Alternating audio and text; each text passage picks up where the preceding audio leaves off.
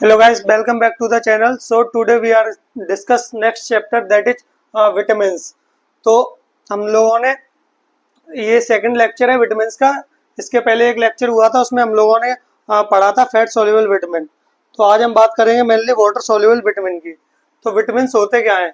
तो vitamins are the organic compound and they are require in small amount. Vitamins हमारे organic compound है और हमारी बॉडी को इनको स्मॉल क्वांटिटी में नीड होती है for normal growth and development of the body. ठीक, तो विटामिन्स ऐसे ऑर्गेनिक कंपाउंड हैं जो बॉडी को एनर्जी प्रोवाइड नहीं करते, बट स्मॉल अमाउंट में हमें उनकी नीड होती है बॉडी के नॉर्मल ग्रोथ और डेवलपमेंट के लिए। And they are also a part of micro nutrient. अब दो तरह के न्यूट्रिएंट होते हैं, ठीक है ना, एक तो मैक्रो होते हैं तो दूसरे होते हैं माइक्रो। तो मैक्रो के अंदर आते हैं कार्बोहाइड्रेट्स आते हैं, कार्ब्स आ गए, कार्बोहाइड्रेट, फैट आ गया और प्रोटीन। ये तीनों आते हैं मैक्रो मॉलिक्यूल के अंदर, कार्बोहाइड्रेट, फैट और प्रोटीन। और माइक्रो न्यूट्रिएंट होते हैं, माइक्रो न्यूट्रिएंट के अंदर दो चीज आती हैं, एक तो विटामिन्स आती हैं, दूसरे आते हैं मिनरल्स। तो vitamins are the part of micro nutrient. अब जो विटामिन है बॉडी के अंदर इनका प्रोडक्शन नहीं होता है, body cannot not synthesize vitamins. तो अगर बॉडी के अंदर विटामिन्स बन नहीं रहे हैं तो हमें इनको डाइट में नीड होती है। जो भी हम लोग खाना खाते हैं, भोजन लेते हैं, उसके अंदर विटामिन्स होने चाहिए। और जो विटामिन्स होते हैं वो एनर्जी का प्रोडक्शन नहीं करते, जैसे कार्बोहाइड्रेट है, फैट है, प्रोटीन है, इनको खाने के बाद बॉडी को एनर्जी मिलती है। जो हाईएस्ट अमाउंट ऑफ एनर्जी है वो फैट देता है, 1 ग्राम फैट हमें देता 9 किलो कैलोरी। और कार्बोहाइड्रेट और प्रोटीन, 1 ग्राम कार्बोहाइड्रेट या प्रोटीन हमें देते 4 किलो कैलोरी। बट जो विटामिन्स हैं, विटामिन्स हमें कोई एनर्जी प्रोवाइड नहीं कराती हैं, ये सिर्फ जो नॉर्मल फंक्शनिंग है बॉडी को, इसको प्रमोट करती हैं और उसी को रेगुलेट करती हैं। एनर्जी का प्रोडक्शन नहीं करती है विटामिन, और बॉडी के अंदर इनकी सिंथेसिस नहीं होती है। तो हमें ये बॉडी बाहर से लेने पड़ते हैं थ्रू डाइट। तो डाइट के थ्रू हम लोग लेते हैं। और जितनी भी विटामिन्स हैं, विटामिन्स दो तरह के, वाटर सोल्यूबल और फैट सोल्यूबल। तो जितने भी विटामिन है, हर एक विटामिन का अपना स्पेसिफिक और यूनिक फंक्शन है। बॉडी के अलग अलग जो पार्ट ऑर्गन है उनमें अलग अलग विटामिन का फंक्शन है। तो each vitamin has a unique role in the body. अब जो प्रत्येक विटामिन है उसका अपना एक यूनिक फंक्शन है बॉडी के अंदर, सभी अपना अलग अलग काम करती हैं। फिर हम बात कर रहे हैं क्लासिफिकेशन ऑफ द विटामिन। तो हमने विटामिन को दो पार्ट में क्लासिफाई किया, ठीक है ना। एक तो फैट सोल्यूबल विटामिन होती है, दूसरी होती है वाटर सोल्यूबल विटामिन। तो फैट सोल्यूबल विटामिन के अंदर 4 आती है, vitamin A, vitamin D, vitamin E and vitamin के। ये जो चारों विटामिन है ये फैट सोल्यूबल विटामिन है। मतलब इनको नीड होती है फैट, इनके एब्जॉर्प्शन के लिए फैट की नीड, जो फैट है उसकी नीड होती है। बिना फैट के इनका एब्जॉर्प्शन होगा नहीं बॉडी के अंदर, तो इसीलिए हम लोग फैट सोल्यूबल विटामिन बोलते हैं। और जो फैट सोल्यूबल विटामिन है ये हीट स्टेबल विटामिन भी होती है। Heat stable vitamin, heat stable का मीनिंग क्या है? हीट स्टेबल का मीनिंग ये, मतलब कोई भी तुम फूड कुक वगैरह कर रहे हो तो उस कंडीशन में, उस टाइम पे जब भी फूड तुम प्रिपेयर कर रहे हो, तो जो भी तुम्हारे वेजिटेबल्स है उनसे ये, मतलब जो फैट सोल्यूबल विटामिन है वो लॉस नहीं होंगे, या फिर मतलब डी न्यूट्रिशन नहीं होगा, या फिर डी नेचर नहीं होगा इन विटामिन का। तो मतलब जो इनकी न्यूट्रिशनल क्वांटिटी है जब फूड प्रिपेयर कर रहे हैं तो वो रिमेन मेंटेन रहती है। बट वाटर सोल्यूबल विटामिन अगर हम लोग इनको ज्यादा हीट कर रहे हैं, ज्यादा प्रिपेयर कर रहे हैं, ज्यादा मतलब पका रहे हैं, तो उस टाइम पे क्या होता, जो अपनी ये वाटर सोल्यूबल विटामिन है ये अपनी न्यूट्रिशनल प्रॉपर्टी लॉस कर देती है। बट ये जो फैट सोल्यूबल विटामिन है ये अपनी न्यूट्रिशनल प्रॉपर्टी लॉस नहीं करती, इसीलिए हम लोग इनको हीट स्टेबल विटामिन भी बोलते हैं। और जो वाटर सोल्यूबल विटामिन है ये हीट स्टेबल विटामिन नहीं है, अगर ज्यादा हीट कर रहे हैं तो इनकी जो न्यूट्रिशनल प्रॉपर्टी है वो खत्म भी हो सकती है। तो वाटर सोल्यूबल विटामिन के अंदर दो विटामिन आती हैं, एक तो विटामिन बी कॉम्प्लेक्स आती है, दूसरी आती है विटामिन सी। अब विटामिन बी कॉम्प्लेक्स के अंदर 8 विटामिन आती हैं, vitamin B1, B2, B3, B5, B6, B7, B9 and B12। ये सब आती हैं बी कॉम्प्लेक्स के अंदर। तो बी कॉम्प्लेक्स के अंदर 8 विटामिन आती हैं और विटामिन सी आती है। ये दोनों पार्ट है वाटर सोल्यूबल के। तो हम लोगों ने लास्ट लेक्चर के अंदर डिटेल में डिस्कस किए थे fat soluble vitamin, vitamin A, D, E के डिटेल में हम लोगों ने लास्ट लेक्चर में डिस्कस कर चुके। तो आज के लेक्चर में हम लोग मेनली बात करने वाले हैं वाटर सोल्यूबल विटामिन के अंदर। तो सबसे पहले हम लोग देखते हैं विटामिन सी को। तो विटामिन सी को हम लोग एस्कॉर्बिक एसिड भी बोलते हैं, ठीक है ना। जैसे अलग अलग विटामिन है तो अलग अलग नाम उनके रहते हैं, जैसे विटामिन ए को रेटिनॉल बोलते हैं, वैसे विटामिन सी है तो विटामिन सी का एक और नाम है, उसको हम लोग बोलते हैं एस्कॉर्बिक एसिड। अब बात कर रहे हैं विटामिन सी के फंक्शन के, क्या क्या विटामिन सी के फंक्शन होती है। तो सबसे पहले vitamin C act as a antioxidant. Antioxidant का मतलब क्या है, अपनी बॉडी के अंदर फ्री रेडिकल प्रेजेंट होते हैं और वो फ्री रेडिकल हमारी जो स्किन है और जो टिश्यू सेल्स है उनको जाके डैमेज करते हैं। तो जो विटामिन सी है एंटीऑक्सीडेंट की तरह रिएक्ट करती है और जो फ्री रेडिकल है फ्री रेडिकल को डिस्ट्रॉय करती है और अपनी स्किन है, हमारी बॉडी की स्किन है सेल्स उन्हें प्रोटेक्ट करती है फ्रॉम द फ्री रेडिकल। तो पहला फंक्शन हो गया एक्ट एज अ ऑक्सीडेंट। तो इसका मीनिंग क्या, protect the cells from damaging by free radicals. अब फ्री रेडिकल है वो हमारी बॉडी में होते हैं, वो हमारी स्किन को डैमेज करते हैं। तो एंटीऑक्सीडेंट हमें फ्री रेडिकल से बचाते हैं और अपनी स्किन की हेल्थ को प्रमोट करते हैं। Next function synthesis of collagen. Collagen fibre है उसका सिंथेसिस कराते हैं। तो कोलेजन मेनली हमारे यहाँ स्किन में प्रेजेंट होता है, बोन्स में प्रेजेंट होता है, टीथ में प्रेजेंट होता है, ब्लड वेसल्स में प्रेजेंट होता है। तो कोलेजन का सिंथेसिस कराती है। तो कोलेजन का सिंथेसिस होता है वो हमारी स्किन को मेंटेन रखता है, बोन को रखता है, टीथ को और ब्लड वेसल्स को, इन सबको मेंटेन और हेल्दी रखने में हेल्पफुल है। Next wound healing. Vitamin C का एक और फंक्शन है, विटामिन सी टिश्यू रिपेयरमेंट में भी हेल्प करती है और इम्यूनिटी बूस्ट भी करती है। तो वुंड हीलिंग में भी कहीं ना कहीं हमारी विटामिन सी हेल्पफुल है। Next immunity booster. अब जो विटामिन सी है वो मेनली सिट्रिक फ्रूट में होती है, जो भी खट्टे फल होते हैं जैसे ऑरेंज हो गया, लेमन हो गया, उन सबके अंदर होता। तो इन सबकी एक स्पेशल प्रॉपर्टी होती है, जो हमारी इम्यून सिस्टम है उसको एनहेंस करते हैं, उसको बूस्ट करते हैं और हमारी इम्यूनिटी को डेवलप करते हैं, कोई भी डिसीज कंडीशन है उससे इजीली फाइट करने के लिए। तो विटामिन सी का इम्यूनिटी को बूस्ट करने में भी एक अपना रोल है। नेक्स्ट फंक्शन की बात करें ब्रेन हेल्थ। तो ब्रेन हेल्थ में क्या कैसे वर्क करती है, तो कुछ न्यूरोट्रांसमीटर होते हैं उनके प्रोडक्शन को बढ़ाते हैं, जैसे सेरोटोनिन है, ये अपना एक न्यूरोट्रांसमीटर है, इसके प्रोडक्शन को बढ़ाने में भी विटामिन सी हेल्पफुल होती है। और लास्ट आयरन एब्जॉर्प्शन। आयरन का एब्जॉर्प्शन कराने के लिए भी कहीं ना कहीं विटामिन सी भी रिस्पॉन्सिबल होती है। तो small amount of absorption iron के कराने के लिए विटामिन सी भी रिस्पॉन्सिबल है। ये कुछ बेसिक फंक्शंस है विटामिन सी के।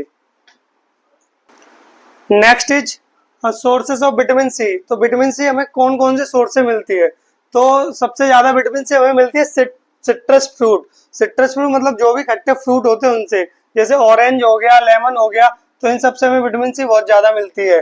और स्ट्रॉबेरी उससे भी मिलती है, ब्रोकली से एंड टोमेटो, ये कुछ सोर्सेस हैं जिनसे हमें विटामिन सी मिलती है। अब उसके बाद हम लोग बात करते हैं आरडीए, मतलब एक दिन में हमें कितने अमाउंट में विटामिन सी की नीड होनी चाहिए। तो एडल्ट की बात करें तो एडल्ट के अंदर 65 से 90 mg पर डे चाहिए होती है एक एडल्ट को। अगर प्रेग्नेंट वुमेन और लैक्टेटिंग वुमेन है तो उनको ज्यादा नीड होती है। प्रेग्नेंट और लैक्टेटिंग वुमेन की बात करें तो हाँ 120 mg पर डे तक चाहिए होती है, ठीक। और जो एडल्ट एडल्ट अगर कोई एडल्ट ह्यूमन बीइंग है उसको 65 से 90 mg चाहिए होती है। फिर बात कर रहे हैं डेफिशिएंसी। अगर विटामिन सी की बॉडी के अंदर कमी हो गई, तो अगर कमी हो जाएगी तो मतलब हर एक विटामिन का अपना अलग अलग फंक्शन होता है, यूनिक फंक्शन होता है। बेसिक विटामिन सी है उसके अपने पर्टिकुलर कुछ फंक्शन है। अगर विटामिन सी की डेफिशिएंसी हो रही है बॉडी के अंदर तो उस टाइम पे डिजीज कंडीशन अराइज होगी, उसका नाम होगा स्कर्वी। स्कर्वी नाम की एक बीमारी है वो हम लोग को हो जाएगी। तो स्कर्वी के अंदर हमें क्या साइन और सिम्टम देखने को मिलेंगे, तो सबसे पहले देखने को मिलेगा ब्लीडिंग गम्स, मतलब जो हमारे मसूड़े से खून आने लगेगा। तो ब्लीडिंग गम्स को हम लोग साइंटिफिक टर्म में बोलते हैं जिंजिवाइटिस, मतलब जो हमारे मसूड़े होते हैं उनसे खून वगैरह आने लगे उसको हम लोग जिंजिवाइटिस बोलते हैं साइंटिफिक लैंग्वेज में। और क्या देखने को मिलेगा, स्किन प्रॉब्लम होने लगेगी, रैसेस वगैरह, फटीग हो जाएगी, थकान जैसी महसूस रहेगी, ज्यादा बॉडी में एनर्जी नहीं रहेगी, प्रॉपर वर्क नहीं कर पाओगे। And next poor wound healing.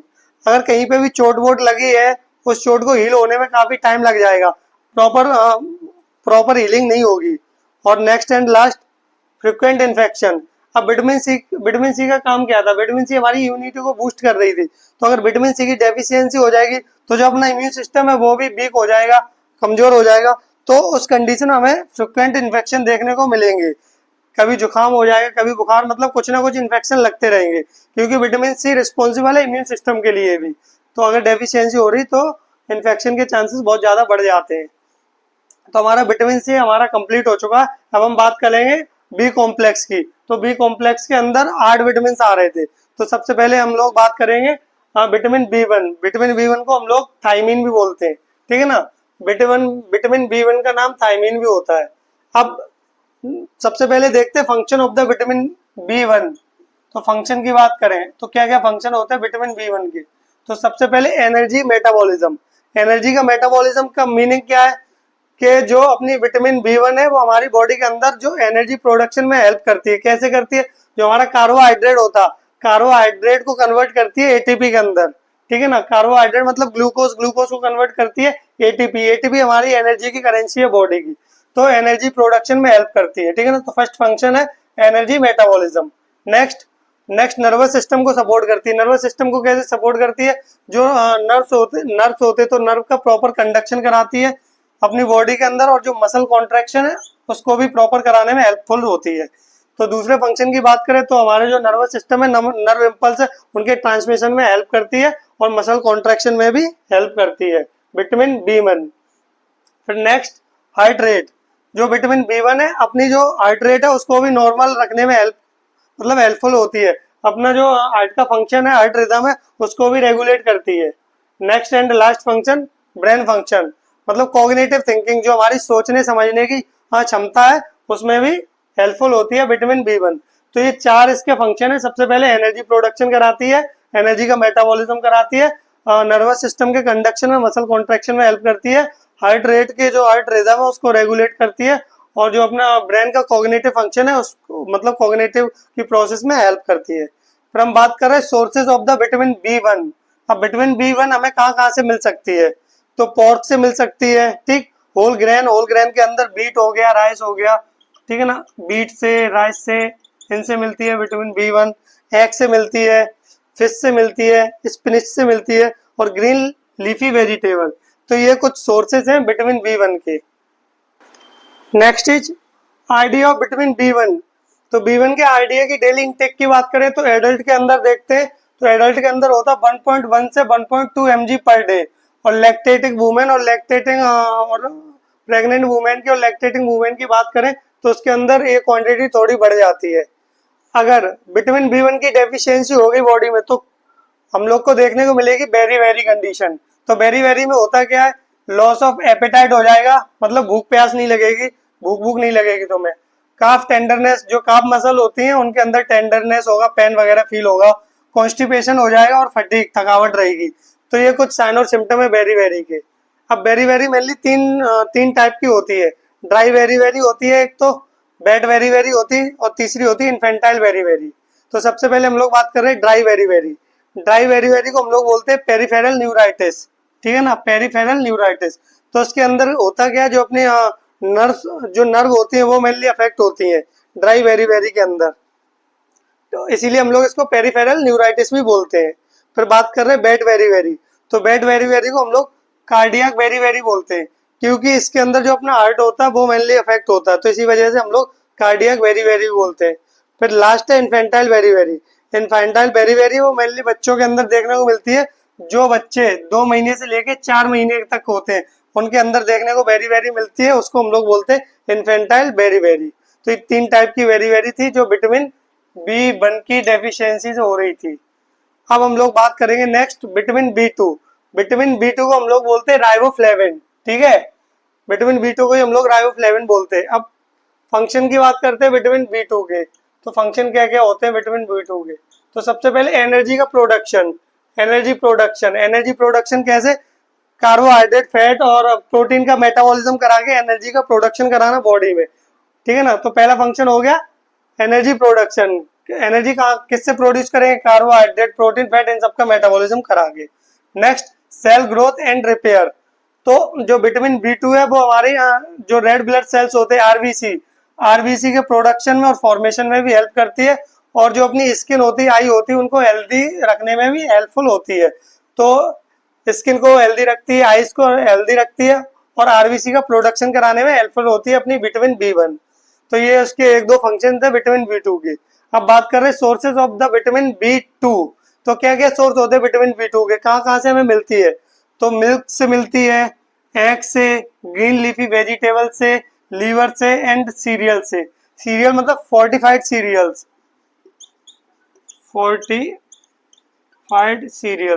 Fortified serials क्या होते हैं?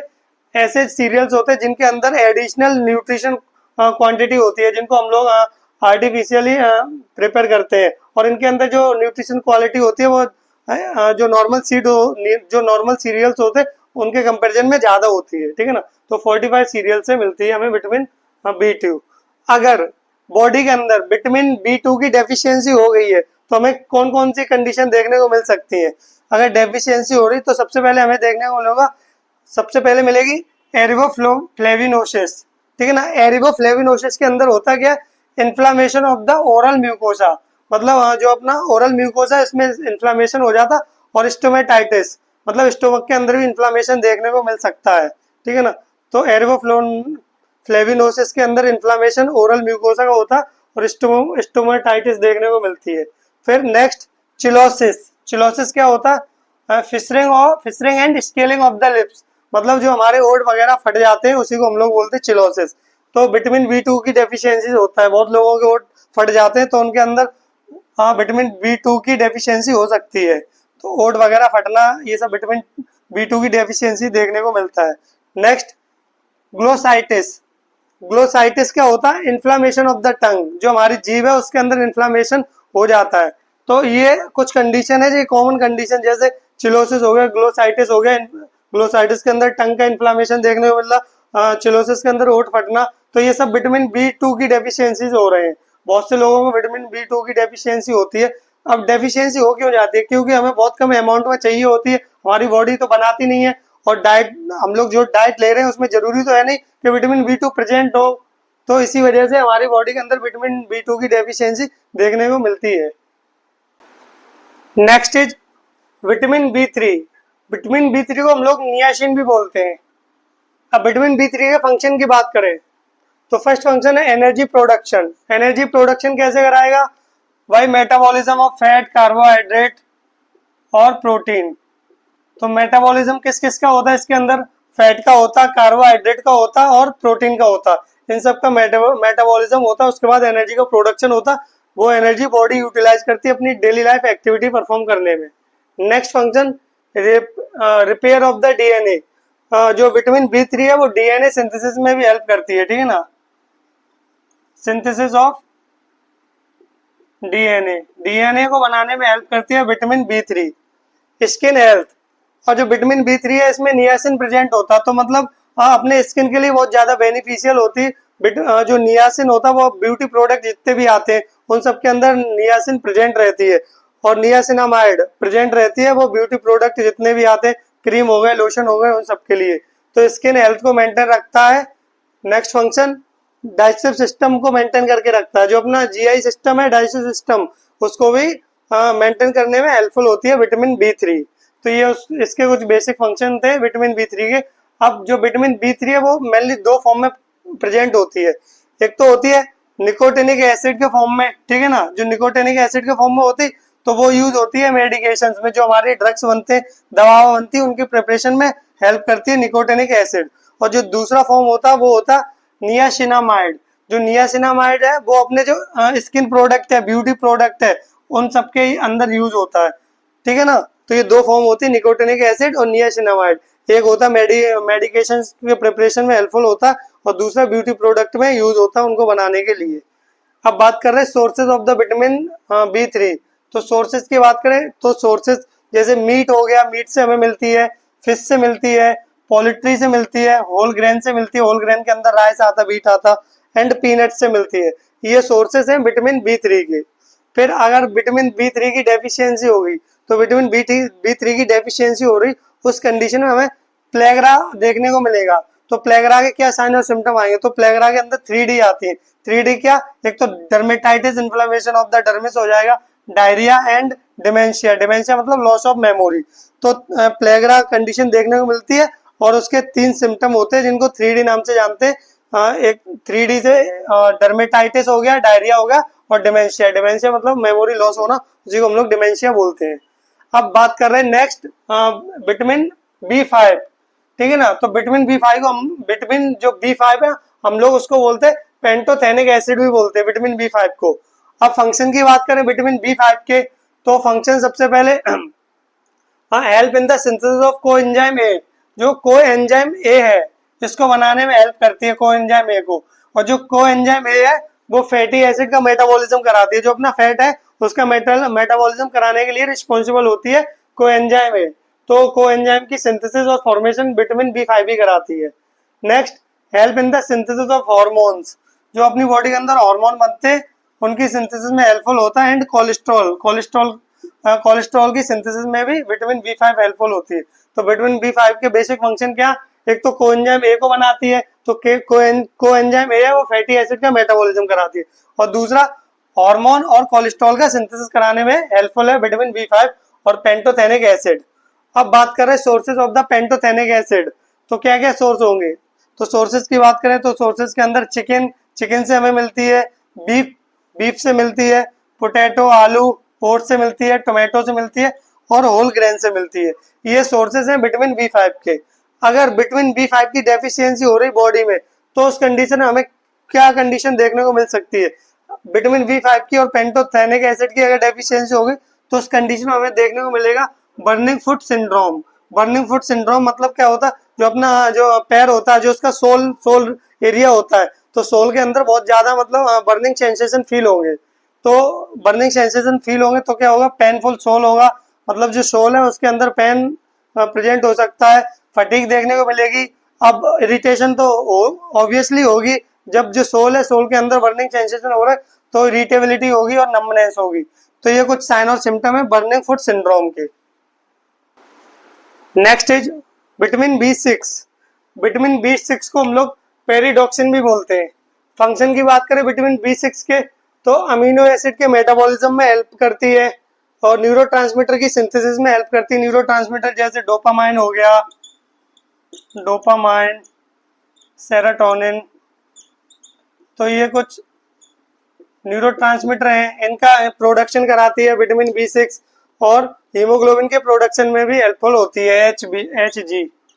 जो हीमोग्लोबिन होती है जो हमारी ऑक्सीजन को कैरी करके लेके जाती है लंग से बॉडी के अंदर, उसके बाद जो भी ग्लूकोज होता है उसका मेटाबॉलिज्म होता है। तो फंक्शन की बात करें तो बी6 के बेसिकली 3 फंक्शन है। सबसे पहले तो अमीनो एसिड है उसका मेटाबॉलिज्म कराना, न्यूरोट्रांसमीटर की सिंथेसिस कराना, डोपामाइन हो गया, सेरोटोनिन ये न्यूरोट्रांसमीटर है, और तीसरा जो हीमोग्लोबिन है उसका प्रोडक्शन कराना। अब बात कर रहे हैं सोर्सेज ऑफ विटामिन बी6। तो बी6 के सोर्सेज की बात करें तो सबसे पहले पोल्ट्री सोर्स है इसका, फिशेस है, पोटैटो है, बनाना है, और फोर्टिफाइड सीरियल्स। फोर्टिफाइड सीरियल्स वो सीरियल्स होते हैं जिनके अंदर एडिशनल न्यूट्रिशनल क्वालिटी होती है, ठीक है ना, उनको बोलते हैं फोर्टिफाइड सीरियल्स। अगर विटामिन बी6 की डेफिशिएंसी हो गई बॉडी के अंदर तो हमें क्या क्या देखने को मिल सकता है, मतलब बॉडी के अंदर क्या कंडीशन अराइज हो सकती है। तो सबसे पहले तो पेरिफेरल न्यूराइटिस हो सकता है, एनीमिया हो सकती है, मतलब आरबीसी का नंबर कम हो जाएगा, डिप्रेशन भी देखने को मिल सकता है, कंफ्यूजन हो जाएगा, मतलब चीजों को तुम सही से मतलब परसीव नहीं कर पाओगे, समझ नहीं पाओगे, और इम्यून सिस्टम भी हमारा वीक हो जाएगा। इम्यून सिस्टम वीक होगा तो इन्फेक्शन के चांसेस बढ़ जाते हैं। तो ये थी विटामिन बी6। अब बात कर रहे हैं विटामिन बी7। विटामिन बी7 को हम लोग बायोटिन भी बोलते हैं, ठीक है ना, विटामिन बी7 का दूसरा नाम बायोटिन है। बात कर रहे हैं फंक्शन ऑफ द विटामिन बी7। तो सबसे पहले तो एनर्जी का प्रोडक्शन कराता है, मेटाबॉलिज्म कराता है, ठीक है ना, तो कार्बोहाइड्रेट, फैट वगैरह इन सबका मेटाबॉलिज्म कराता है जिससे एनर्जी का प्रोडक्शन होता है। और दूसरा support healthy hair, skin and nails. तो बायोटिन है, बायोटिन मेनली हेयर की ग्रोथ के लिए रिस्पॉन्सिबल होती है, नेल्स में प्रेजेंट होती है, नेल ग्रोथ के लिए रिस्पॉन्सिबल होती है, और हेल्दी स्किन के लिए रिस्पॉन्सिबल होती है। तो बायोटिन के मेनली यही काम होते हैं, बालों के लिए बाल अच्छे बना के रखे, और जो अपने नेल्स है उनकी प्रॉपर ग्रोथ कराए, और अपनी जो स्किन है उसको हेल्दी बना के रखे। यही मेन बायोटिन के फंक्शन होते हैं। जब भी किसी के हेयर लॉस वगैरह होता है तो उस कंडीशन में जो आजकल जो मैनमेटर्स वगैरह इनकी गमीज चलती है उनके अंदर बायोटिन ही होता है, और जब भी हेयर लॉस वगैरह होते हैं उस कंडीशन में उसको ट्रीट करने के लिए बायोटिन की मेडिकेशन और टैबलेट और गम्स दी जाती हैं, ठीक है ना। तो बात कर रहे हैं सोर्सेज ऑफ द विटामिन बी7। तो सोर्सेज की बात करें तो एग हो गया, नट्स हो गए, सीड हो गए, फिश हो गई, और होल ग्रेन हो गया। फिर बात कर रहे हैं हम लोग डेफिशिएंसी। अगर विटामिन बी7 की डेफिशिएंसी हो रही, बॉडी में कमी हो रही, तो क्या हो जाएगा, विटामिन बी बायोटिन है जो उसका काम क्या होता है, प्रॉपर हेयर की ग्रोथ कराना है, नेल्स की ग्रोथ कराना, तो और स्किन को हेल्दी रखना। तो अगर जब उसकी कमी होगी तो यही सब चीज अफेक्ट हो जाएंगी। हाँ, तो सबसे पहले क्या, हेयर लॉस होने लगेंगे, गंजापन आएगा, ठीक है ना, स्किन पे रैसेस देखने को मिल सकते हैं, और न्यूरोलॉजिकल इश्यू देखने को मिल सकते हैं।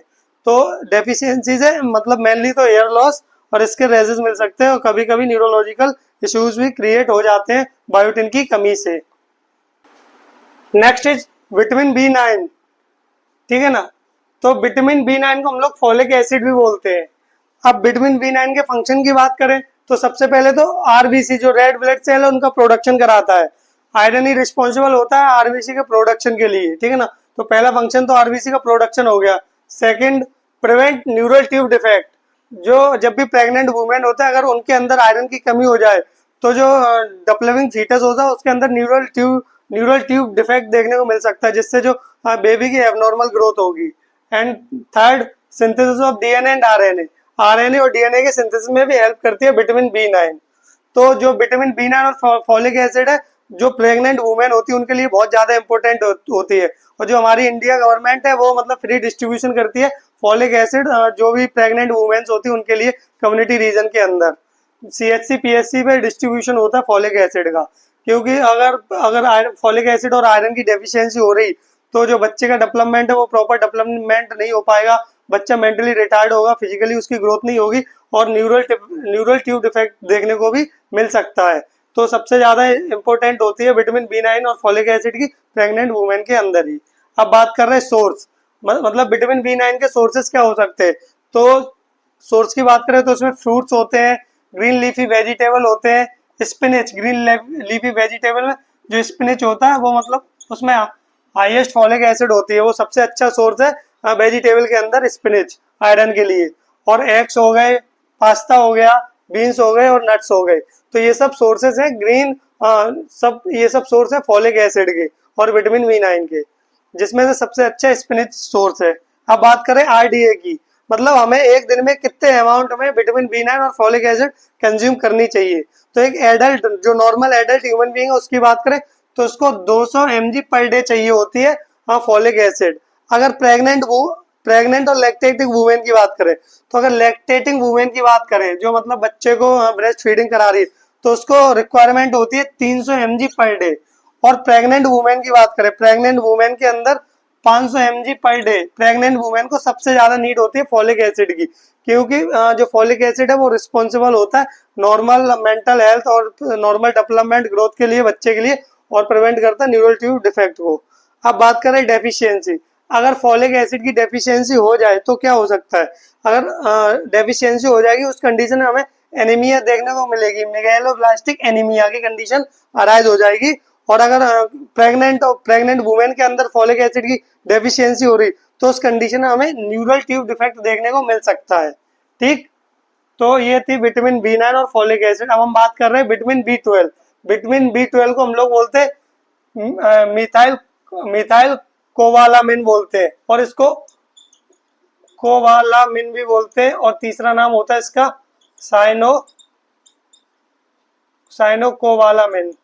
तो इसके तीन नाम होते हैं विटामिन B12 के, मिथाइल कोवालामिन और साइनोकोवालामिन, तीन नाम होते हैं, ठीक है ना। अब बात करें फंक्शन की, फंक्शन क्या क्या होते हैं विटामिन B12 के। तो विटामिन B12 के और फॉलिक एसिड के लगभग थोड़े मिलते जुलते फंक्शन है, सिमिलर टाइप के। जैसे विटामिन B9 हेल्प कर रहा था डीएनए और आरएनए की सिंथेसिस में, वैसे ही विटामिन B12 भी कर रही, मतलब ये इसकी भी नीड होती है आरएनए डीएनए के फॉर्मेशन के लिए। विटामिन B12 आरबीसी का प्रोडक्शन करा रहा था और विटामिन B9 भी कराता है आरबीसी का प्रोडक्शन। तो ये दोनों हो गए, विटामिन B9 और विटामिन B12 दोनों आरबीसी का प्रोडक्शन कराते हैं। ठीक, तो एनर्जी का प्रोडक्शन भी कराता है विटामिन B12। जो विटामिन B12 है उसका एब्जॉर्प्शन होता है इलियम में, इलियम पोर्शन में इसका एब्जॉर्प्शन होता है और इलियम के अंदर एक फैक्टर रिस्पॉन्सिबल होता है वो एब्जॉर्प्शन कराता है, उसका नाम होता है इंट्रेंसिक फैक्टर। तो इंट्रेंसिक फैक्टर रिस्पॉन्सिबल होता है विटामिन B12 के एब्जॉर्प्शन के लिए और ये स्मॉल इंटेस्टाइन में इसका एब्जॉर्प्शन होता है विटामिन B12 का। जब इसका एब्जॉर्प्शन हो जाता है तो ये आरबीसी के प्रोडक्शन में हेल्प करता है। अब बात करें इसके RD of the vitamin B12, तो एडल्ट की बात करें तो एडल्ट के अंदर चाहिए होता 1 माइक्रोग्राम पर डे। ठीक, और प्रेग्नेंट वुमेन की बात करें तो प्रेग्नेंट वुमेन के अंदर देखते हैं तो 1.2 माइक्रोग्राम पर डे चाहिए होता। और लैक्टेटिंग वुमेन की बात करें तो उसमें 1.5 माइक्रोग्राम पर डे नीड होती है विटामिन B12 की और मिथाइल कोवालामिन की। अब बात कर रहे हैं सोर्सेज ऑफ विटामिन B12, तो विटामिन B12 की सोर्स की बात करें तो हमें मिलता है मीट से मिलता है, फिश से मिलता है, एग से मिलता है, डेयरी प्रोडक्ट से मिलता है, मिल्क हो गया, चीज हो गया, बटर हो गया, इन सबसे भी हमें विटामिन B12 मिलता है। अगर विटामिन B12 की डेफिशिएंसी हो जाएगी बॉडी में तो क्या क्या कंडीशन देखने को मिल सकती है, क्या क्या राइज हो सकती है। तो उसकी डेफिशिएंसी पर्नीशियस एनीमिया देखने को मिल सकता है। एनीमिया का मतलब होता है हीमोग्लोबिन और आरबीसी का बॉडी के अंदर काउंट कम हो जाए। तो अगर एनीमिया होगा तो फटीग, वीकनेस, ये सब कंडीशन अराइज हो जाती है। इनफर्टिलिटी भी देखने को मिल सकती है, मतलब कोई भी कपल होगा वो मतलब एबल नहीं होगा अपने ऑफस्प्रिंग को प्रोड्यूस करने के लिए, तो इनफर्टिलिटी की कंडीशन भी अराइज हो सकती है। और लास्ट, डिमाइलिनेटिंग न्यूरॉन्स, और इसका एक फंक्शन मतलब अगर इसकी डेफिशिएंसी हो रही विटामिन B12 की, तो जो न्यूरॉन होते हैं, न्यूरॉन के ऊपर एक कवरिंग होती है, एक्सॉन होता है, एक्सॉन के ऊपर कवरिंग होती है, माइलिन शीथ होती है, तो वो माइलिन शीथ डिजेनरेट होने लगती है, ठीक है ना। तो इसके अंदर डिमाइलिनेटिंग न्यूरॉन्स भी देखने को मिल सकते हैं। जब न्यूरॉन्स डिमाइलिनेशन और डिमाइलिनेटिंग न्यूरॉन अगर देखने को मिलेंगे तो उस कंडीशन में नमनेस हमें देखने को मिल सकती है और टिंगलिंग सेंसेशन देखने को मिल सकते हैं। तो ये चैप्टर कंप्लीट हो गया। इसके अंदर हमने दो टॉपिक मतलब दो क्लासिफिकेशन पढ़े विटामिन के, एक तो फैट सोल्यूबल, दूसरा वाटर सोल्यूबल। तो लास्ट लेक्चर में हम लोगों ने कवर किया था फैट सोल्यूबल विटामिन, और आज के जो लेक्चर है इसमें हम लोगों ने कवर किया है वाटर सोल्यूबल विटामिन। अब नेक्स्ट चैप्टर में डिस्कस करेंगे हम लोग मिनरल्स। Thank you.